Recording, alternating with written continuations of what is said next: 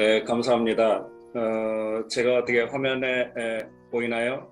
네. 네, 감사합니다. 이렇게 그 LA와 미국에 계신 그 우리 동포 여러분들과 함께 얘기를 나눌 수 있어서 정말 영광스럽게 생각합니다. 제가 사실은 워싱턴에 지난주에 갔다가 우리 박진 외교부 장관님은 공적으로 이제 활동하셨고 저는 세종연구소와 더불어서 저도 같은 기간 동안 워싱턴에 있었습니다.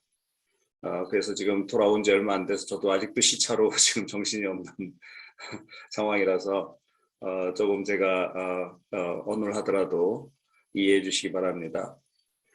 우리 이승우 회장님의 말씀을 이렇게 들으면서 그리고 사실 미국에 계신 우리 동포 여러분들의 그 식견이 얼마나 그 높으신지를 제가 잘 이해하고 있습니다. 그래서 이런 상황에서 제가 강연자로 나선다는 게 좀 어떤 의미에서는 좀 부끄럽기도 합니다. 그래서 오늘 강의는 사실상 제가 일방적으로 어떤 강연을 하기보다는 제 생각을 간략히 말씀드리고 여러분들과 서로 상호 소통의 시간 그리고 저도 좀 배우는 그런 시간이 되었으면 합니다. 제가 존경하는 우리 그 곽태환 원장님도 여기 연결되어 계시는 걸로 보이고요. 그리고 우리 김영환 조영사님도 지금 아주 오랜만에 사실 뵙게 돼서 너무 반갑고 저도 LA 가고 싶습니다. 가본 지가 하도 오래돼서 너무 이렇게 그 먼 거리지만 저의 이렇게 바람을 또 전할 수 있어서 감사드립니다. 일단 제가 화면 공유를 좀 하도록 하겠습니다.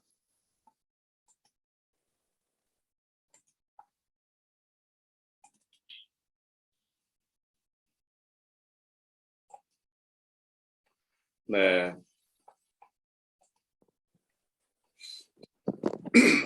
어떻게 화면이 보이십니까? 네. 네. 네네, 감사합니다. 일단은 아까 저를 소개해 주셨듯이 제가 노태우 대통령 이래 지금까지 계속 청와대 정책자문위원으로 있었습니다. 그러니까 한 20년 된 거죠. 근데 그 거의 아마 제 기억으로는 모든 대통령님들과 그렇게 썩 가까운 사이는 아니었고요. 게다가 이렇게 그렇게 썩 안 좋았던 그 경험도 많이 있습니다. 제가 너무 좀 심하게 비판했다고 이렇게 생각하는 것 같습니다. 그럼에도 불구하고 지금까지 자문위원으로 남아있긴 합니다. 그 제가 여러 가지 직책을 아직도 맡고 있는 중이라서 좀 조심스러운 것이 제 오늘 발표는 전적으로 저 개인의 견해라는 것을 미리 말씀드립니다. 예, 교수님 죄송하지만 PPT를 슬라이드 모드로 보여주시면 네네. 더 크게 잘 나올 것 같아서요. 예. 슬라이드 모드요? 예. 잠깐만요. 오른쪽 볼륨 옆에 네네. 밑 아래쪽에 있습니다. 그 슬라이드 그림이 그려져 있습니다. 예. 그 바로 아니요, 오른쪽으로 두 개만 더 가시면 바로 갑니다. 예. 네. 감사합니다. 됐습니까? 네네. 고맙습니다. 예, 일단 대한민국은 지금까지 미국 중심의 자유주의적인 국제질서 속에서 가장 성공적이었던 국가 중에 하나입니다. 우리는 산업화에 성공했고요. 그 다음에 민주화에도 성공했고, 그리고 정보화의 시대를 거치면서 또 제4차 산업혁명으로 들어가는 이 초입에 사실은 가장 중요한 그 반도체라든가 배터리 산업이 세계적으로 강력한 그런 국가 중에 하나입니다. 이러한 성공은 우리가 한미 동맹을 바탕으로 해서 안보를 확보하고 또 엄청난 그 안보에 쏟아 부어야 될 비용들을 경제 발전에 쏟아부을 수 있었던 그런 그 환경이 중요했고요. 또 우리 많은 한국인들의 그 엄청난 역량과 노력이 사실 투여됐습니다. 게다가 이제 우리가 미국이라는 세계에서 가장 그 강력한 패권 국가가 표방하는 자유민주주의 체제 그리고 시장 경제를 적극적으로 수용을 했습니다. 그런 과정에서 우리는 현재 목도하고 있는 것이 미중 전략 경쟁이라는 새로운 상황입니다. 두 번째로는 우크라이나와 러시아의 어떤 그 전쟁이죠. 미중 전략 경쟁은 우리에게 엄청난 그 도전을 안겨다 주고 있습니다. 기존의 한국의 발전에 우호적이었던 그런 환경들이 붕괴되고 아까 우리 이승우 회장님께서 아주 잘 말씀하신 것처럼 미국은 기존에 유지했던 자유주의적인 세계 질서를 유지할 역량과 의지가 점차 약화되는 그런 상황에 놓여 있습니다. 현재 미국은 제가 보기엔 크게 세계를 양대 진영으로 바라보는 것이 아닌가 그런 생각이 듭니다. 민주주의 세력 대 권위주의 세력의 대력으로 이렇게 보는 거죠. 그래서 민주주의 세력인 한국으로 하여금 자신의 진영에 가담해서 그 중국과 그리고 러시아, 북한으로 연결되는 이러한 권위주의 세력과 대결을 과감하게 하기를 요구하고 있습니다. 그런데 중국은 제가 보기에는 이 세계를 천하삼분론적인 관점에서 보는 것이 아닌가 그런 생각이 듭니다. 즉 미국 중심의 세계와 중국 중심의 세계 그리고 이 가운데에서 자율성을 추구하는 소유럽 강대국들과 기타 중견 국가들의 어떤 그 삼각구도 속에서 그 바로 이 제3 그 중간지대와 같은 이 분야에서 서로 영향력 경쟁을 하고 있는 그런 세계 질서로 중국은 세계를 바라보고 있습니다. 중국은 국가 간의 어떤 질서를 미국과 서방 중심의 세계 질서, 그 다음에 그동안 유엔 중심으로 그 만들어진 어떤 그 국제 조약이라든가 기구, 그 다음에 어떤 원칙들, 이런 유엔 중심의 국제 질서, 그리고 신흥안보로 대변되는 글로벌 질서로 구분을 하고 있습니다. 여기에서 국제 질서는 중국이 준수해야 될, 존중해야 될 질서이고 그 안에서 이제 개혁을 추진하겠다는 입장이고요. 세계 질서는 왜곡된 질서라는 생각을 갖고 있습니다. 따라서 극복의 대상이고 그렇지만 글로벌 질서는 협력 속에서 자신이 주도하겠다. 이런 생각을 가지고 있는 것 같습니다. 따라서 우리가 생각한 것처럼 미중 전략 경쟁 관계는 완전히 냉전적인 어떤 대결적인 구도가 아니라 그 안에는 바이든 행정부가 잘 일을 정리했듯이 협력의 영역도 있고 경쟁의 영역도 있고 그 다음에 서로 아마 타협을 해야 되는 영역도 같이 존재하는 그런 아주 복합적인 질서가 지금 형성 중에 있습니다. 그런데 우크라이나 사태로 인해서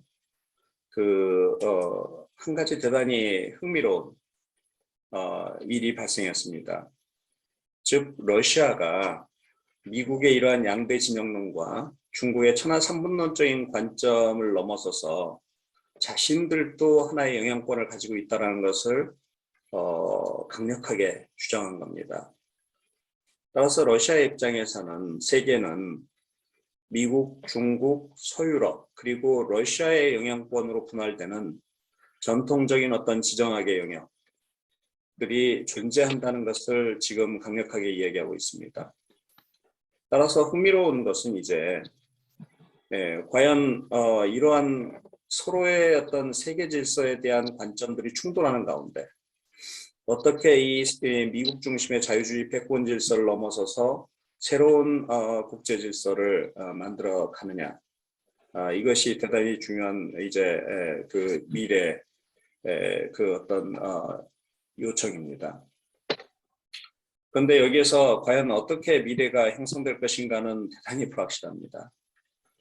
제가 이번에 워싱턴 가서 미국의 많은 전문가들과도 이 얘기를 나누는데 그들 역시 2년 후에 그 국제 질서 자체도 대단히 불확실하다. 이렇게 말할 정도로 많은 변수들이 이렇게 존재하고 있습니다. 그동안 미중 관계는 사실은 협력 관계였습니다. 소련과 러시아에 대응하는 그런 협력 관계였는데 냉전이 종식된 이후에 점차 이제 그 경쟁하는 관계로 전환 중이었고 아예 그 트럼프 대통령은 이 중국을 전략적 경쟁자라고 규정한 바가 있습니다. 미중 간의 이 전략 경쟁의 공간은 처음에는 동북아, 동아시아, 그 다음에 이제 점차 아시아 태평양 지역으로 옮겨졌다가 지금은 인도 태평양 지역으로 확대되었습니다. 즉 전 세계적인 공간에서 미국과 중국이 이제 경쟁하기 시작한 겁니다. 중국은 1대1로라는 정책을 통해서 경제적 협력을 통해서 그 정치 외교적인 영향력을 확대한다라는 전략을 가지고 임하고 있고 미국은 기존에 정보를 공유했던 Five Eyes, 그 다음에 일본의 아베 수상이 제안한 인도를 포함하는 인도, 일본, 호주, 미국으로 연결되는 쿼드 협력체, 그 다음에 영국과 호주, 미국의 군사 협력체인 오커스, 이런 것들을 통해서 중국을 견제하려고 하고 있습니다. 그런데 이번에 우크라이나 사태로 인해서 우리가 알 수 있는 것은 쿼드가 잘 작동하지 않는다는 겁니다. 중국이 미국 편은 아닌 거죠. 그래서 이번에 미국 가서 보니까 미국 분들은 이제는 우리는 퀸테트를 얘기한다 뭐 이런 얘기를 하시더라고요. 그 퀸테트라는 게 이제 소유럽의 국가들, 그 다음에 호주, 일본, 그리고 한국, 미국, 이 5대의 그 세력이 서로 협력해서 중국을 견제하는 그런 구도가 중요하다라는 얘기를 들은 바가 있습니다. 어찌됐든 세계는 전례 없이 전 세계를 대상으로 하는 어떤 전략 공간이 되었고 그 공간에서 이제 미국과 중국이 충돌하는 그런 상황이 되었습니다. 거기에 러시아까지 등장한 거죠. 잠깐 바이든의 그 인도 태평양 전략을 살펴보자면요. 트럼프는 그동안에 중국과 전략적 경쟁을 현실화시켰습니다. 아예 노골적으로 중국을 전략적 경쟁자로 규정하고 심지어는 중국의 공산당 정권의 전복까지도 얘기했습니다.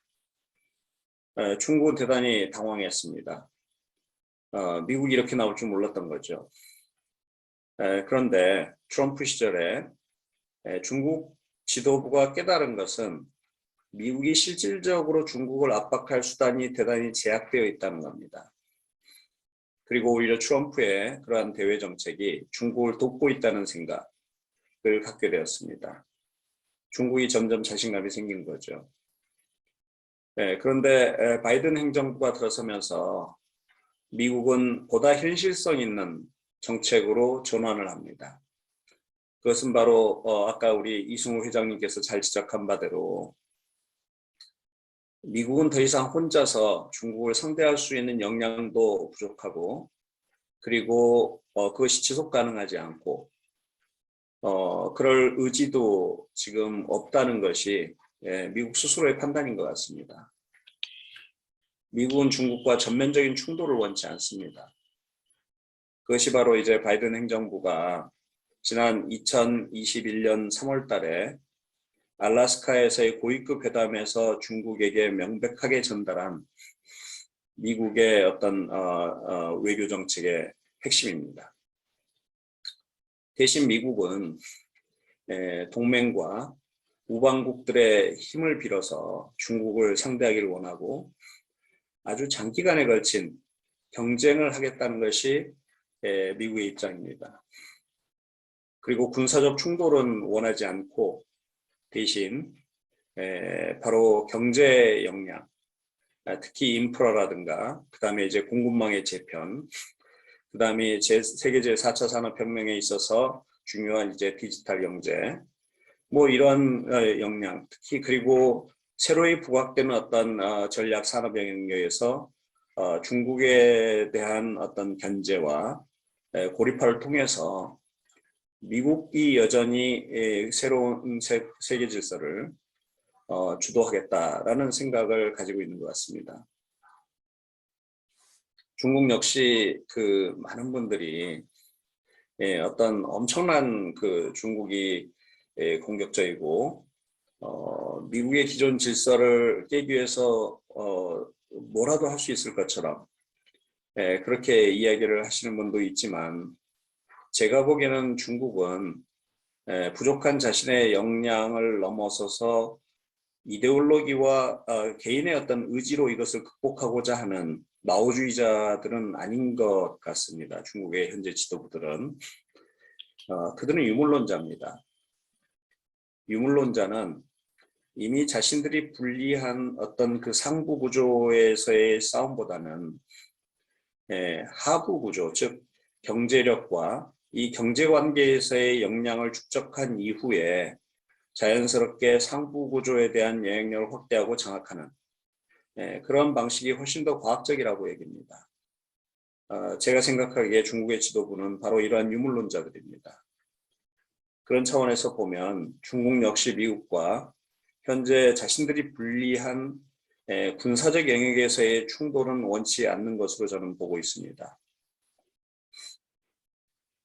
안정 속에서 변화, 개혁을 추구하고 있고 자신의 역량을 조금씩 계속 축적해가면서 미국이 주도하는 세계 질서를 자신이 원하는 어떤 새로운 질서로 바꿔나가겠다는 생각을 장기적으로 추진하는 것으로 보는 것이 비교적 합당한 것이 아닌가 그런 생각이 듭니다. 그런데 여기에 이제 변수가 생긴 것이 바로 우크라이나 사태입니다. 러시아가 그 적극적으로 자신의 영향력을 행사하려고 하고 있고 그 러시아와 중국은 본래 거의 준동맹 관계가 아니었는가라는 생각을 많은 분들이 하셨는데 이번 우크라이나 사태로 인해서 이것이 깨져나갔습니다. 중국은 미국을 견제하기 위해서 러시아와 전략적 협력 관계가 필요하지만 실제 개입하고 싶은 생각은 전혀 없는 겁니다.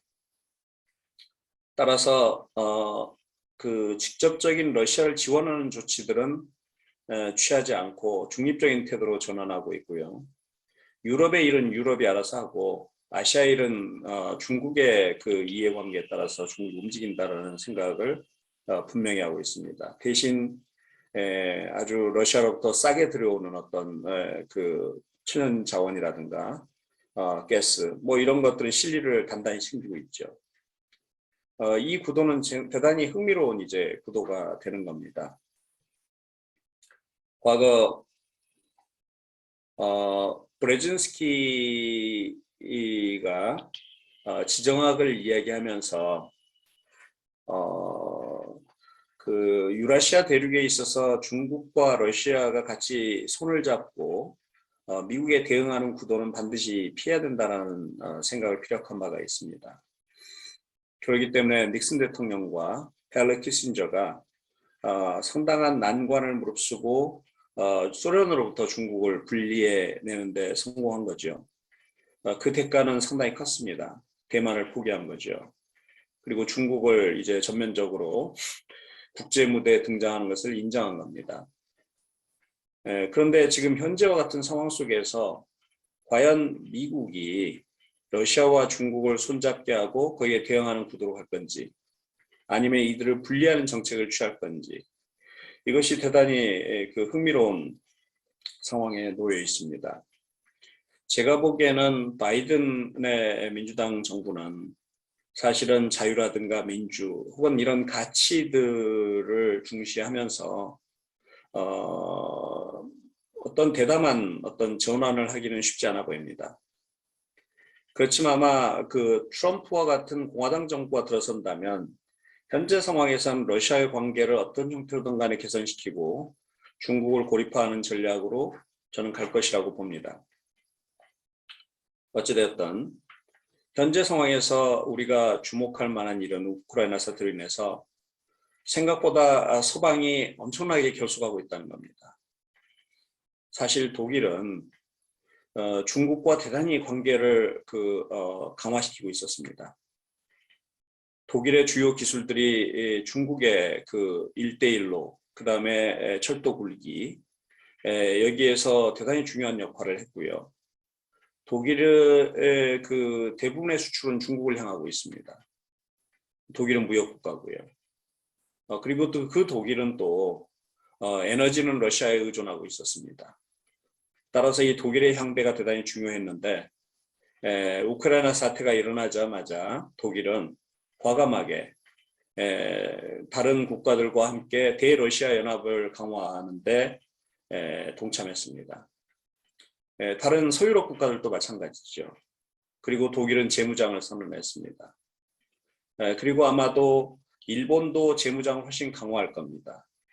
왜 그러냐면 우크라이나 사태가 준 교훈은 전통적인 국제 질서에서 지켜지던 그런 어떤 묵계들이 다 깨져나갔다는 겁니다. 핵을 가진 국가가 비핵 국가를 핵으로 위협하는 것, 그리고 강대국들이 자신의 군사력을 바탕으로 해서 약소국을 군사적으로 공격해서 영토와 주권의 현상을 변경하려고 하는 것, 이 모든 것들이 깨져나갔고, 이거는 대단히 그 세계 많은 국가들에게 커다란 도전입니다. 기존의 국제 질서가 다 그 뿌리채 흔들리고 있는 거죠. 여기에서 이제 서유럽은 단합하고 있지만 사실은 얼마나 서유럽의 국가들이 미국을 중심으로 해서 단합을 할 수 있을까? 이것이 대단히 이제 중요한 변수가 되고 있고요. 미국의 리더십은 오히려 약화되었습니다. 독일의 재무장이 그것을 말해줍니다. 이제 독일은 자신의 자율성을 강화하는 방향으로 스스로를 지켜야겠다는 생각이 분명해진 것 같습니다. 아마 일본도 그럴 겁니다. 그리고 한국 역시 동맹이 없는 그 약소국의 처지가 얼마나 어려운지를 여실히 깨달았습니다. 그렇지만 그 이면에 또 한 가지, 이것은 아무리 동맹이 있다 할지라도 자신이 스스로 자신을 지킬 수 있는 역량과 의지가 존재하지 않는 한 약소국은 대단히 어려운 상황에 처할 수 있다는 겁니다. 따라서 우크라이나 사태로 인해서 한국이 가지고 있는 안보적인 어떤 압박감은 훨씬 더 심화됐고요. 그 다음에 미국으로부터 오는 어떤 그 압박은 더더욱 강화될 것입니다. 즉 미국은 한국의 도움을 필요로 하고 그만큼 한국이 얼마만큼 미국에 대해서 공헌할 수 있는지에 대해서 계속 물어볼 겁니다. 특히 윤석열 정부가 들어선 이후에 미국의 기대감은 대단히 높아진 것 같아요. 그만큼 청구서도 높게 날아오겠죠. 핵심은 이런 우크라이나와 러시아 사태로 인해서 에너지 가격이 이제 급상승하고 있고, 그 다음에 식량 위기로 올 거고, 그리고 이로 인해서 그 인플레이션이 올 거고, 그 다음에 이제 아주 디플레이션까지 가는 그런 과정에서 우리가 어떻게 이 민주주의 국가인 서구 사회 그리고 미국이 과연 얼마만큼 일관된 외교 정책 그리고 서로 간에 단합된 대러 혹은 대중 정책들을 유지할 수 있을지가 대단히 변수라고 저는 생각합니다. 두 번째로 중요한 그 변화는 중국이 그동안 거의 대러 준동맹 상황이라고 우리가 생각했는데 실제 우크라이나 사태가 발생하자 중국은 보다 현실적이고 실리적인 방향으로 자신의 외교안보 정책을 전환했습니다. 그리고 아마도 많은 분들의 예상과는 다르게 제가 보기에는 바로 우크라이나 사태가 준 중국에 대한 중요한 교훈은 함부로 군사적 통일을 시도해서는 안 된다는 것이었습니다. 서방이 생각보다 훨씬 더 크게 단합을 했고 그 다음에 군사적 조치가 예상한 것처럼 그렇게 단순하게 간단하게 그 목표를 달성할 수 없을 수도 있다라는 생각 그리고 중국처럼 그 전 세계적으로 돈을 뿌려놓은 나라도 없습니다. 1대1로 하느라고 그 러시아에 대한 어떤 경제 금융 제재는 중국에게도 엄청난 아마 타격일 겁니다. 이러한 여러 가지 상황들 그 다음에 제가 아까 이미 말씀드린 대로 중국의 지도부는 유물론자들입니다. 그들의 성향을 고려할 때 아마 대만에 대한 실질적인 군사적 시도는 대단히 더 심리적으로 더 어려워진 것이 아닌가 그런 생각이 듭니다. 그리고 우리 동아시아에서 미국이 구상하는 민주대 권위주의 혹은 미국과 서방의 어떤 연합대, 중국과 러시아, 북한의 대결 구도는 당장 구현되기는 쉽지 않아 보입니다. 중국은 그런 구도를 피하고 싶어 합니다. 그리고 중국과 러시아 사이에도 아주 미묘한 이제 변화가 사실은 존재하고 있고, 그렇지만 러시아와 북한은 훨씬 더 긴밀히 결합하고 있습니다. 과거 스탈린 시절에 소련이 동유럽의 세력을 급격히 확대하면서 미국과 서방과 아주 거의 군사적 충돌의 단계까지 이르렀을 때 스탈린은 바로 미국과 서방의 이러한 어떤 그 압박을 완화시키기 위해서 김일성으로 하여금 한반도에서 군사적 공격을 하도록 허용을 합니다. 이를 통해서 중국은 그 연루가 되었고 한반도는 전쟁에 휩싸였습니다. 당연히 당시 소련은 유럽에서 오는 압박을 크게 해소할 수가 있었죠. 지금이 그와 대단히 유사한 상황이라고 저는 생각을 합니다. 북한은 자유롭게 행동할 겁니다. 왜 그러냐면 미국이 북한에 대해서 군사적으로 행동할 수 없다는 것을 잘 이해하고 있습니다. 그리고 더군다나 러시아가 강력하게 북한을 지원할 겁니다. 중국도 어쩔 수 없이 북한을 지원하는 구도가 되겠죠. 이런 상황 속에서 윤석열 정부 하에서 북한은 대단히 자유롭게 자신이 원하는 바대로 도발을 할 가능성이 대단히 커졌다라는 것이 현재 상황이고 러시아와 북한의 아주 긴밀한 결합은 상당히 저희에게 많은 여러 가지 그 도전을 동시에 안겨주고 있습니다. 아마 중국도 상당히 이에 대해서 신경을 쓸 겁니다. 왜 그러냐면 중국은 더 이상 한반도와 동북아 지역에서 연루돼 가지고 자신이 미국과 전쟁을 하는 상황은 피하고 싶어 합니다. 그것이 한국 전쟁의 가장 중요한 역사적 교훈 중에 하나였습니다. 그리고 세 번째로는 전쟁이 훨씬 더 장기화되고 보다 다극화된 국제정치 구조로 전환하는 촉진제가 되지 않을까 싶습니다. 왜 그러냐면 미국이나 러시아 모두가 어떤 그 강대국들이 전쟁에 일단 개입을 하면 반드시 이겨야 됩니다. 아니면 승패가 분명해져야 되는데 그것이 쉽지 않은 상황입니다. 여기에서 과연 미국과 러시아 사이에서 누가 과연 이걸 중재할 수 있을까? 누가 과연 러시아나 우크라이나 모두가 승리했다라고 선언하면서 이 전쟁을 종결시킬 수 있을까? 이 해법을 찾기가 쉽지 않아 보입니다. 일부에서는 이게 세계 제3차 대전의 초입이라고까지 이야기할 정도로 지금 점점 확산될 수도 있다는 우려를 가지고 있습니다. 그게 세계 제1차 세계대전 때 우리 인류가 배웠던 대단히 중요한 교훈입니다. 누구도 의도하지 않았던 전쟁이었지만 그리고 모두가 비교적 낙관적인 종교를 희망했지만 사실은 인류 역사상 전례 없는 세계대전으로 화했던 겁니다. 향후 대립적인 어떤 그 안보 상황, 그 다음에 군비 경쟁의 강화는 불가피해졌습니다. 그리고 미국의 리더십 약화와 새로운 국제정치 상황에서 이합 집산은 더욱 빨라질 것으로 저는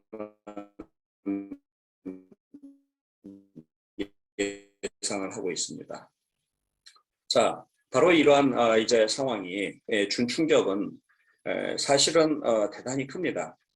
바이든 행정부는 제가 말씀드린 대로 민주대 권위주의의 대립으로 이제 이 국제 구도를 해석하고 가치 동맹을 추구하고 오커스라든가 파이브 아이스, 쿼드 등을 통해서 중국과 그 러시아 등 권위주의 체제를 견제하려는 노력을 하고 있는데 그것이 실질적으로 얼마나 작동을 할 수 있을지는 여전히 의문입니다. 바로 그 전장의 어떤 그 공간이 이 경제 분야 그리고 과학기술 분야에서 가장 치열하게 벌어지고 있기 때문입니다.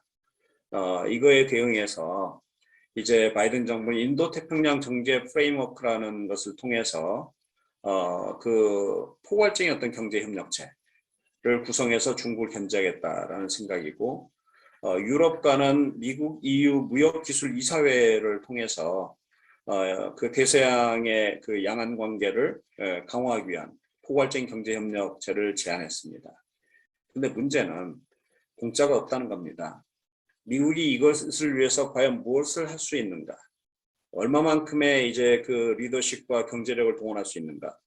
이것이 불확실한 상황이라는 겁니다. 오히려 서유럽과 그 다음에 아까 제가 말씀드린 대로 이제 그 인도태평양에 있어서 일본이라든가 한국이라든가 호주의 어떤 공헌을 적극적으로 요구하고 있습니다. 과연 이 리더십을 트럼프 같은 지도자가 나타나서 자국 보호주의를 강화하면서 이것을 요청한다면 과연 세계는 미국을 따를까? 그렇지 않은 이제 또 다른 세계는 과연 어떤 모습일까? 뭐 이런 퀘스천들이 우리에게 대단히 강하게 사실은 제기되고 있는 상황입니다. 그 결과로 이제 그 IMF는 이제 대단히 그 우려 섞인 지적을 하고 있습니다. 아까도 제가 말씀드린 대로 당장의 군사 안보적인 그 대결도 문제지만 더 큰 문제는 이제 이로 인해서 파생되는 전례 없는 어떤 그 경제 위기가 촉발될 수도 있다라는 경고를 계속 바라고 있는 겁니다. 데이비드 말페스 세계은행 총재는 아마 이러한 재해가 전쟁 자체보다 훨씬 더 클 거다라는 얘기까지 하고 있고 미국 중심의 어떤 그 달러 패권 체제가 더 급격하게 그 약화될 거다라는 얘기들을 얘기하고 있습니다.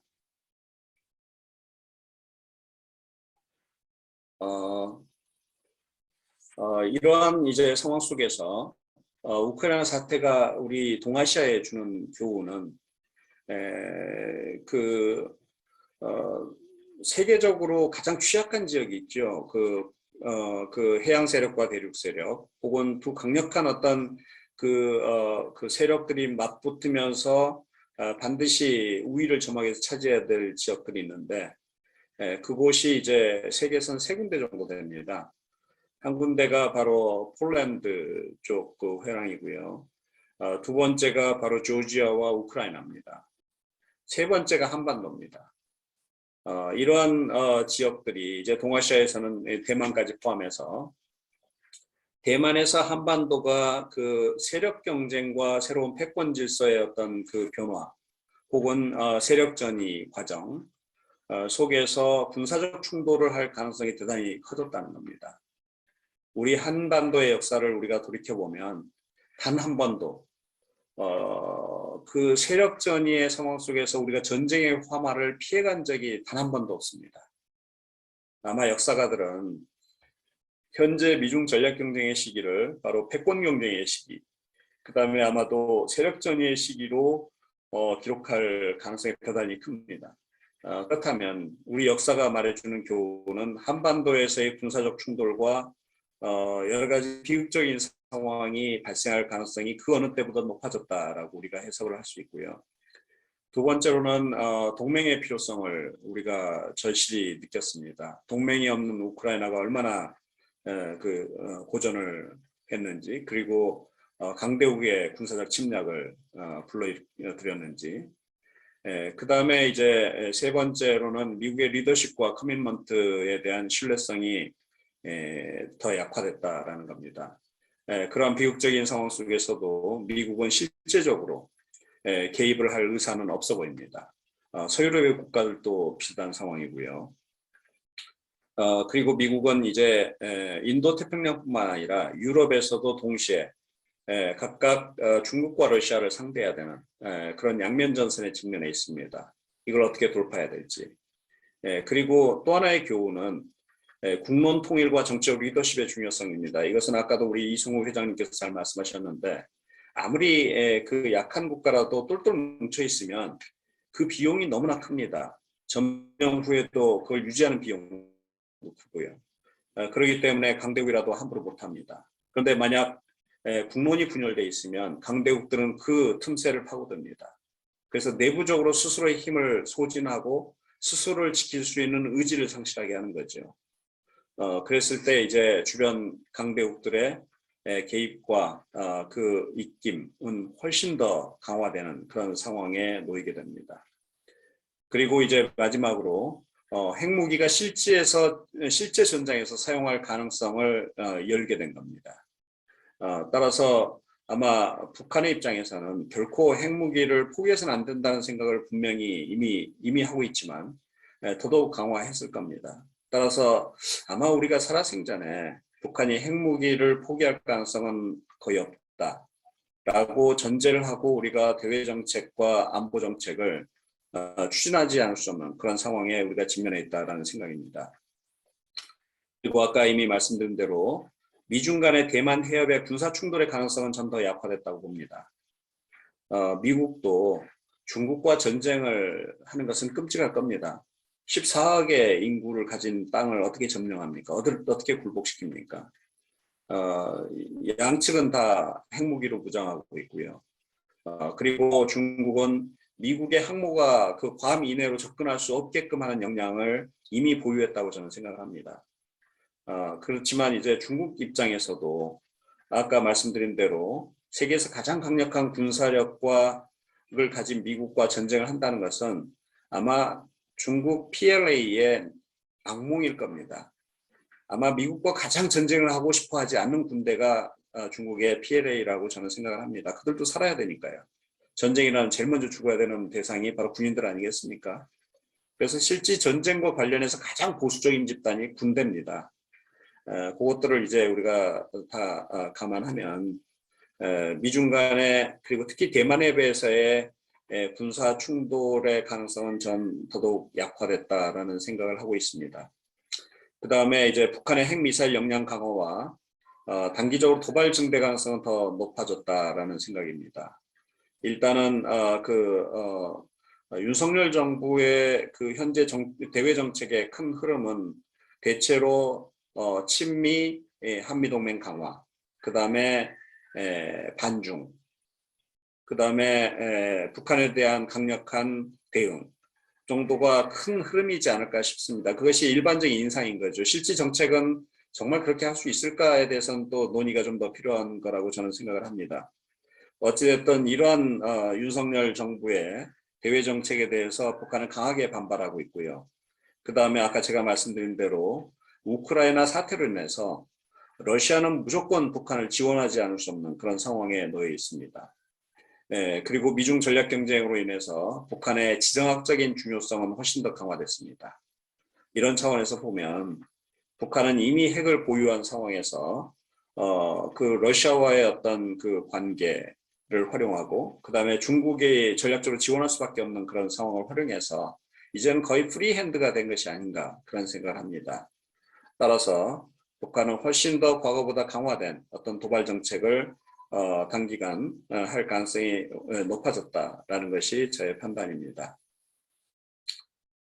한국은 이런 상황 속에서 대단히 어려운 이제 도전에 직면하게 되었습니다. 이 동아시아는 세계에서 최대의 군비 경쟁 지역입니다. 세계 최강의 군사력을 가진 국가들이 한꺼번에 모여 있는 거죠. 세계 1, 2, 3위와 그 다음에 5위, 그 다음에 6위인 군사 강국들이 모여 있고 북한은 핵을 보유하고 있습니다. 그리고 과거 동아시아에 있어서 안정과 평화를 유지했던 가장 중요한 그 역량과 그 리더십을 발휘했던 미국이 급속하게 그 리더십을 상실하고 있습니다. 흔들리는 거죠. 그리고 마치 지진의 진앙지와 같은 그러한 상황이 되고 있습니다. 그리고 세계 최대의 경제 강국들이 경쟁하는 지역이고 영토 분쟁이 아주 조밀하게 얽혀 있습니다. 해결해야 되지 않은 상황에서 계속 동아시아의 그 다양한 국가들이 서로 맞물려 있습니다. 그리고 각국의 대응 전략은 거의 이제 각자 도생의 전략, 심지어는 일본조차도 미국의 이익과 일본의 이익은 합치한다라고 이야기하면서도 미래에 대한 그 불안감, 그리고 미국의 미래에 대한 생존 전략을 나름대로 대단히 치밀하게 준비 중에 있는 것으로 보입니다. 그것은 이번에 미국이 제안한 인도 태평양 이코노믹 프레임워크에 일본이 상당히 주저하면서 대단히 조심스럽게 접근하는 데서도 알 수 있고, 미중 전략 경쟁의 과정 속에서도 중국과 일본의 무역 관계는 훨씬 더 증가했습니다. 이러한 것들이 대단히 그 복잡 미묘한 현재 자신의 외교 안보적 그 어떤 영향력과 안전을 확보하면서도 실리를 적극적으로 동시에 추구하는, 그러면서도 포석을 까는 어떤 외교들을 각각 시행하고 있는 주변 주요 강국들의 모습들을 우리가 볼 수 있는 거고, 북한 같은 경우는 바로 이러한 상황 속에서 우리가 예상했던 것은 중국과 동맹을 더 강화해서 자신의 생존을 그리고 안보를 담보하는 것이 맞는 것이 아닌가라는 이런 예상도 있었지만, 북한의 선택은 아주 단호했습니다. 어떤 강대국도 믿지 말고 스스로 자력 갱생해야겠다 라는 것이 첫 번째 원칙이고요. 어느 강대국도 믿지 말라. 왜 그러냐면 미중 전략 경쟁의 상황 속에서 아마 북한이 가장 우려해야 될 그 상황은 중국의 영향력일 겁니다. 그렇게 되면 북한의 자율성은 급격하게 약화될 수밖에 없는 거죠. 그것을 허용하지 않겠다는 의지가 보입니다. 두 번째는 반드시 핵과 미사일로 무장을 해서 스스로를 지켜내겠다라는 것이고요. 세 번째는 이제 중국과 러시아의 관계를 잘 활용해서 자신의 어떤 국제 환경의 어떤 우호적인 환경으로 만들어가겠다. 이 세 가지 기본적인 정책을 가지고 현재 북한은 미중 전략 경쟁의 상황을 대응하고 있는 것으로 보입니다. 거기에다가 우크라이나 사태로 인해서 강력한 러시아의 지원을 받게 되었습니다. 자, 그러면 이제 앞으로 이 세계는 어떻게 될까요? 크게 우리는 네 가지 그 시나리오를 우리가 상정할 수가 있습니다. 트럼프 이전 시기에는 전략적 협력 속에서 경쟁이었죠. 그러다가 트럼프 시대로 오니까 거의 신냉전 상황이라고 할 정도로 강력하게 그 충돌을 했습니다. 미중 간에. 그렇지만 충돌이 오히려 미국의 그 대외적 영향력의 약화로 귀결되었습니다. 왜 그러냐면 생각보다 중국이 그렇게 간단한 국가가 아니었던 거죠. 그리고 세계 국가들과 연대하지 못하고 미국 단독으로 과거의 어떤 그 미국의 역량과 위신으로 중국을 압도할 수는 없었던 겁니다. 그래서 이제 바이든 정부에 들어서면서 보다 현실적인 대외 정책으로 전환을 하는데, 이 상황에서 과연 앞으로 우크라이나와 러시아의 전쟁 상황을 제대로 대응하지 못한다면, 그리고 미국에서 현재 국내 정치 상황이 복잡하지 않습니까? 제가 보기에는 이번 11월 달에 미국의 중간선거에서 공화당이 이길 가능성이 크고, 2년 후에 미국의 대선에서도 이대로 간다면 민주당이 질 가능성이 저는 충분히 있다고 봅니다. 그랬을 때 미국의 대외적인 어떤 위신, 그 다음에 대외적인 어떤 그 개입의 역량은 약화되고, 중국도 아직 충분히 강하지 않은 상황 속에서 사실은 대혼란 속에 국제 상황은 빠지게 됩니다. 여기에서 과연 한국은 어떤 생존 전략을 취해야 될 것인가? 이것이 대단히 중요한 고민인 거죠. 현재 윤석열 정부가 추구하는 한미 동맹 위주의 정책을 가지고 과연 이 어려움을 우리가 풀어나갈 수 있을까? 그것은 아니라는 게 제 생각입니다. 과거 이명박 정부 시대까지만 해도 미국은 단연코 세계 국제 질서의 그 지도자였고 세계에서 가장 강력한 패권 국가였습니다. 그런 패권 국가와 함께 같이 한다는 것은 대단히 중요한 사실은 그 힘이 되는 거죠. 그런데 그 패권 국가의 힘이 이제는 약화되고 의지도 약화되고 그리고 상대적으로 다른 어떤 보다 그 다극화된 세계가 그리고 보다 복잡해진 세계가 펼쳐지고 있습니다. 여기에서 한국의 대응 전략 역시 훨씬 더 이제는 복합적이어야 되고 보다 기민해야 된다고 저는 생각을 합니다.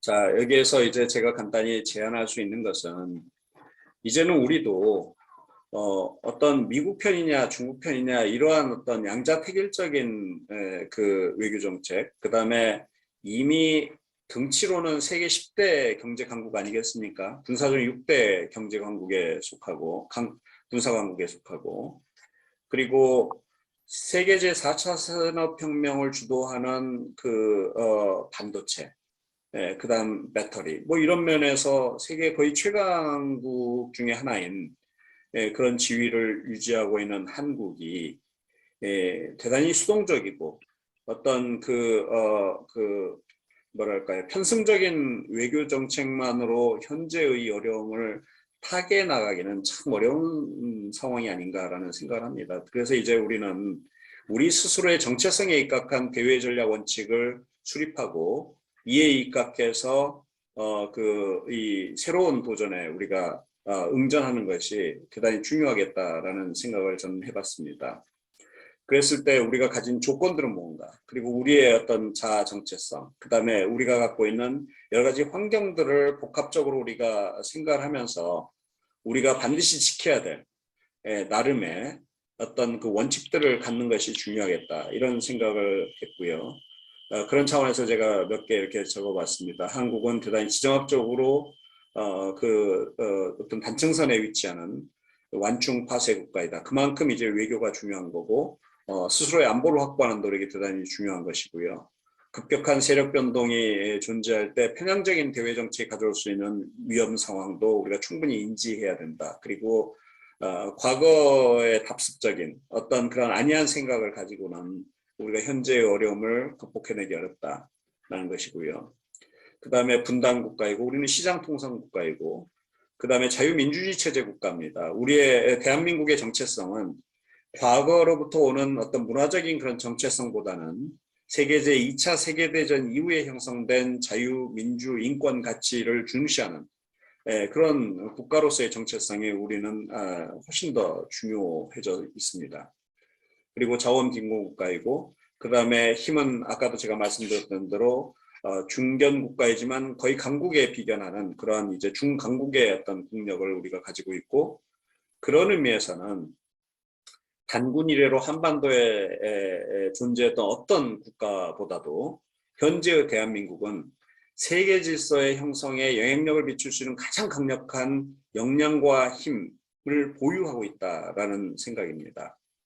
따라서 우리가 어떤 타율적으로, 의존적으로, 수동적으로 국제 질서를 받아들이기보다는 새로이 구성해야 되는 국제 질서에 적극적으로 참여하고 다른 이제 우리와 같은 그런 상황에 놓인 국가들과 함께 연대해서 우리와 같은 중견 국가들 혹은 강대국이 아닌 국가들도 더불어서 같이 공존할 수 있는 그런 새로운 질서를 만들어 나가는데 우리가 어떤 대단히 중요한 역할을 해야겠다는 생각입니다. 미국과 중국이 그걸 추진할 수는 없고요. 러시아는 더더욱 아닙니다. 일본은 미일 동맹에 완전히 서로 결합되어 있는 것으로 인식되고 있기 때문에 그 역할을 할 수가 없습니다. 그리고 소유럽의 국가들이 과거에 그런 어떤 그 역할을 했던 그런 국가들은 더 이상 아닙니다. 따라서 가장 어떤 에너제틱하고 그러면서 새로운 그 어떤 역량을 구비하고 보다 더 자유로운 대한민국이 바로 그 역할을 할 수 있는 대단히 중요한 어떤 그 교차점에 서 있다. 그래서 도전도 대단히 강력하지만 그렇지만 동시에 우리에게 어떤 역할과 기회가 동시에 주어지고 있다라는 생각을 제가 하고 있습니다. 보통은 국력이란 것은 자강, 그다음 동맹, 국제연대의 총합이라고 저는 생각을 합니다. 이 중에서 우리는 그동안 동맹을 바탕으로 해서 우리가 우리의 경제 번영과 안정을 유지해왔지만 이제는 자강의 그 사고가 대단히 중요해졌다는 생각입니다. 스스로 자신을 지켜낼 수 있는, 그리고 자기 중심의 어떤 사고를 바탕으로 해서 세계를 다시 바라보고 해석하는 노력이 우리에게는 더 필요한 것이 아닌가라는 생각이 듭니다. 한미동맹은 우리가 포기할 수 없는 대단히 중요한 우리의 전략자산입니다. 여전히 미국은 세계 주요 과학기술의 역량에 있어서 리드를 하고 있고요. 군사적으로 강국입니다. 특히 북한의 위협이 지금 주어진 상황 속에서 우리가 미국과의 동맹을 잘 유지하는 것은 정말 여전히 중요하다는 생각입니다. 왜 그러냐면 중국은 대단히 중요한 우리의 시장이긴 하지만 우리가 지향해야 될 새로운 국제 질서에 대한 어떤 답을 아직 내지 못하고 있습니다. 모두가 같이 공존할 수 있는 그 틀을 아직 제시하지 못하고 있습니다. 이런 상황 속에서, 그리고 우리가 중국으로부터 과학기술의 어떤 영역을 같이 협력하기에는 참 어려운 상황에 여전히 있는 거지요. 그런 상황 속에서 친미 정책 혹은 미국과의 한미 동맹을 강화하는 정책, 그리고 이것을 포괄적인 글로벌 동맹으로 전환하는 것은 저는 필수라고 생각합니다. 그럼에도 불구하고 한국과 같은 나라는 중국과 같은 그런 어떤 인접국, 그리고 더구나 14억의 인구를 가진 그 국가와 적대 관계로 전환하는 것은 대단히 신중해야 된다고 생각합니다. 아까 제가 말씀드린 대로 중국도 현재 국제 상황을 잘 이해하고 있습니다. 어쩔 수 없는 측면, 어쩔 수 없는 측면으로 이해하고 있습니다. 그리고 중국은 과격하게 현상을 변경하고 싶어하는 생각은 없어 보입니다. 그래서 중국과 비전략적인 영역, 비전통적인 안보 영역에서는 소통과 협력이 저는 강화되어야 된다고 생각하고 협력도 할 수 있다고 생각합니다. 그 바람 라인은 중국과 적대 관계로 전환하는 그런 언어나 그런 정책들을 너무 함부로 해서는 절대로 안 된다는 생각이고요.